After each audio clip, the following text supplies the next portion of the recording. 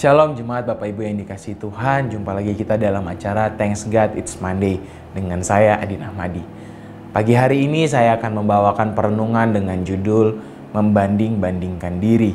Terkadang setiap manusia itu suka membandingkan diri dengan keadaan orang lain. Mungkin membandingkan diri dengan kebaikan orang lain ataupun membandingkan diri dengan kesuksesan orang lain. Sehingga ada sebuah istilah yang muncul, yaitu rumput tetangga lebih indah dibandingkan rumput kita sendiri. Nah, istilah ini muncul karena ada sikap dan rasa yang ingin membandingkan diri dengan orang lain. Bahwa kehidupan orang lain lebih baik daripada kehidupan dirinya. Kalau dalam Alkitab sendiri juga ada sebuah cerita yang menjelaskan mengenai ada rasanya seorang ini membandingkan diri dan merasa bahwa orang fasik lebih baik daripada kehidupan dirinya. Kita boleh sama-sama buka dalam Mazmur 73. Di situ dijelaskan mengenai Bani Asaf yang dia seperti mengeluarkan setiap pergumulannya dia, setiap apa yang dia alami. Dan kalau kita lihat di ayat yang ketiga, dia sampai berkata, sebab aku cemburu kepada pembual-pembual kalau aku melihat kemujuran orang-orang fasik. Dia pun merasa dia membandingkan diri dengan orang-orang fasik ini, bahwa orang-orang fasik lebih mujur, lebih baik kehidupannya dibandingkan dia. Dan ayat yang ke-13 juga dikatakan, sia-sia sama sekali aku mempertahankan hati yang bersih dan membasuh tanganku tanda tak bersalah. Dia sudah merasa seperti sudah sangat sia-sia dia mengiringi Allah. Begitu juga dengan setiap umat manusia saat ini. Mungkin rasa membandingkan diri dalam kehidupannya itu akan menimbulkan rasa kecemburuan atau mungkin iri hati.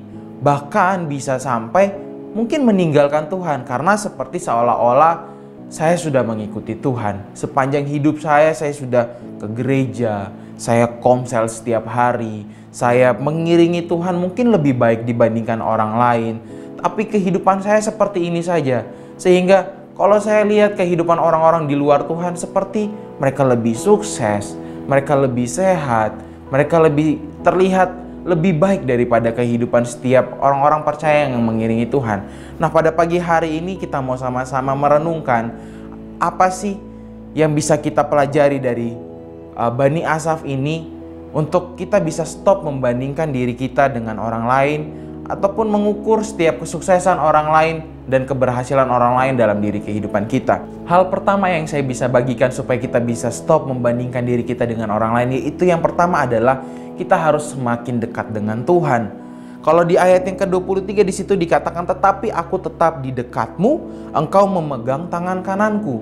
Kenapa harus kita malah semakin dekat dengan Tuhan? Supaya kita sadar bahwa apapun yang kita alami, itu semua ada campur tangan pertolongan Tuhan dalam kehidupan kita. Mungkin seolah-olah pengiringan hidup kita dengan Tuhan itu seperti halnya kita mengalami dalam lembah kekelaman.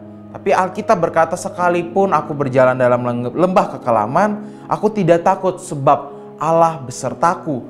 Itulah yang harus kita tanam dalam setiap kehidupan kita. Bahwa apapun yang kita alami, jangan sampai kita membandingkan diri kita dengan orang lain. Tapi kita harus lihat bahwa hal ini harus membawa setiap kita untuk semakin dekat dengan Tuhan.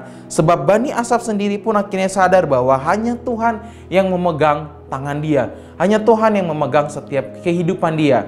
Dan mari kita sama-sama belajar untuk semakin melekat dengan Tuhan, semakin mengandalkan Tuhan, semakin percaya bahwa hanya Tuhan yang sanggup dan selalu memegang setiap tangan kita, yang sanggup selalu memegang kehidupan kita. Mari kita sama-sama stop melihat keadaan kita, membandingkan keadaan kita dengan orang lain. Karena hal itu hanya akan semakin menjadi toksik dalam kehidupan kita. Hanya akan menimbulkan iri hati, kebencian, atau mungkin kecemburuan dengan orang lain. Dan Tuhan inginkan buat setiap kita, apapun yang kita alami, untuk kita semakin dekat dengan Tuhan. Dan hal kedua yang saya mau bagikan di sini adalah apapun yang kita alami, apapun yang sedang kita jalani, itu semua merupakan proses pembentukan Tuhan buat kehidupan kita. Mungkin Tuhan izinkan semua hal yang menurut kita tidak baik dibandingkan orang lain, itu dengan tujuan untuk hidup kita semakin dibentuk menjadi serupa segambar dengan Allah. Melalui apa? Melalui karakter ilahi yang ada dalam setiap kehidupan kita. Tuhan tidak inginkan setiap kita melihat orang lain dengan rasa iri hati, rasa kecemburuan. Tapi yang Tuhan inginkan bahwa setiap kita tetap bersyukur. Apapun yang kita alami tetap kita bersyukur. Mungkin kita lagi mengalami lembah kekelaman, tetaplah bersyukur dalam keadaan itu. Dan ayat 26 di situ dikatakan, Asaf berkata bahwa sekalipun dagingku dan hatiku habis lenyap, gunung batuku dan bagianku tetaplah Allah selama-lamanya. Dan kita lihat Asaf tetap bersyukur dengan Tuhan. Asaf bersyukur kepada Allahnya. Apapun yang kita alami, apapun yang kita jalani, mungkin orang lain lebih baik dalam kehidupan kita, tetaplah merasa bersyukur dengan kehidupan kita sendiri.